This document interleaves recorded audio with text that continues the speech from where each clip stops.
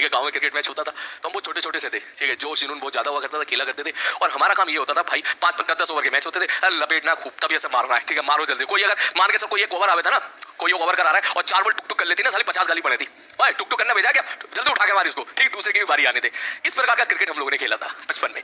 फिर क्या हुआ, गांव के बीच में क्रिकेट मैच होना स्टार्ट हुआ और जब मैच स्टार्ट होते तो फिर वो सीरियस मोड वाले होते थे, 20-20, 25-25 ओवर के होते थे। तो उसमें जो है बीच बीच में जब कभी विकेट गिर जाते थे तो मैं अक्सर ये चीज में सुनता रहता था, जितने बुजुर्ग लोग होते थे सब ये बात बोलते थे, क्रीज पे टिके रहो, आउट मत हो, क्रीज पे टिके रहो, ठीक है। हम सोचते थे बावला होगा यार, क्रीज पे टिके रहो, ठीक, क्रीज पे टिके रहो, रन अपने आप बनेंगे।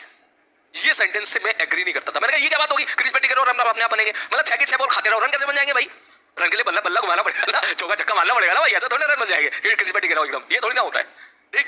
लेकिन फिर जब मैच टीवी पे देखना स्टार्ट किया साला, वहां भी यही बोलता था कमेंटेटर कि भाई साहब विकेट अगर गिर गए तो टिके रहो, रन अपने आप आएंगे, टिके रहो, रन अपने आप आएंगे। वो बात तब समझ में नहीं आती थी, अब समझ में आती है। शायद मैं उनकी एज में पहुंच गया हूं तो इसलिए मैं आपको बोल रहा हूं, हो सकता है आप में से कोई मेरे जैसा हो जो मेरी बात से इत्तेफाक ना रखता हो, सर ऐसा कैसे होता है, लेकिन सही बात है। जेईई एडवांस की प्रिपरेशन के लिए मैं यही बात बोलूंगा, टिके रहे, टिके रहे, टिके रहे, टिके रहे, रन अपने आप बनेंगे, सिलेक्शन अपने आप चल के आएगा।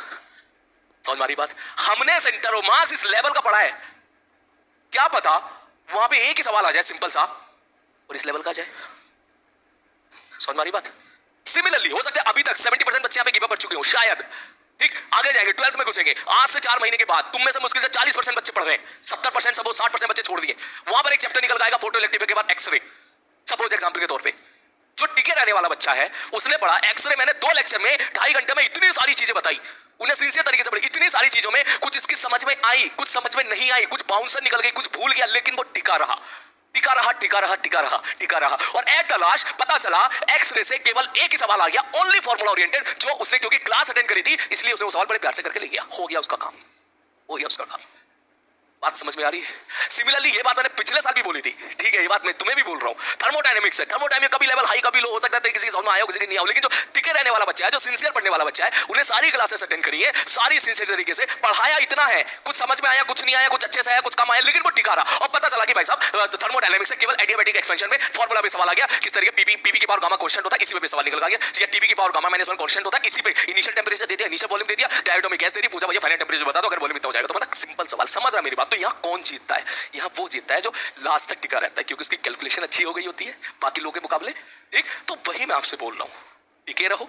आप 100% में से अगर सारी की सारी चीजें कैच नहीं कर पा रहे हो, कोई बात नहीं, गिव अप नहीं करना है, गिव अप नहीं करना है। कल मुझे इतना खराब लगा सच में, मैं जब चेक कर रहा था पुराने तो मुझे पता चला कि काफी जनता ऐसी है जो अभी एनएलएम पे ही पढ़ी है, Newton law of motion friction भी पढ़ी है। मैंने कहा यार एक बात बताओ, जब मैंने तुम्हारा हाथ लेके, तुम्हारा हाथ पकड़ के, तुम्हारे साथ चल के मैं यहाँ तक आया हूँ, तो आप लोग मेरे साथ क्यों नहीं हो? तुम्हारे बैकलॉग कैसे आ गए?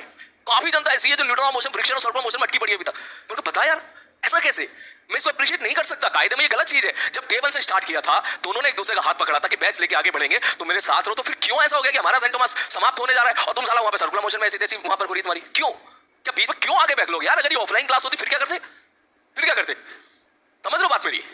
तो इसीलिए कोशिश करो, अभी तक किसने वक्त बर्बाद कर दिया हो, किसी कोई इधर उधर गलत रास्ते पे चला हो, भैया वापस आ जाओ, क्योंकि मैकेनिक अब अगला नेक्स्ट चैप्टर हमारा आएगा रोटेशन मोशन। रोटेशन मोशन के बाद की जो फिजिक्स है वो इंडिपेंडेंट है। इंडिपेंडेंट का मतलब elasticity independent chapter, thermal expansion independent chapter, radiation independent chapter, conduction independent chapter, thermodynamics independent, fluid mechanics independent, wave independent. समझ रहे मेरी बात? ये सब इंडिपेंडेंट है। यहाँ जीतेगा वही जो सिंसियर रहेगा, जो सिंसियर रहेगा।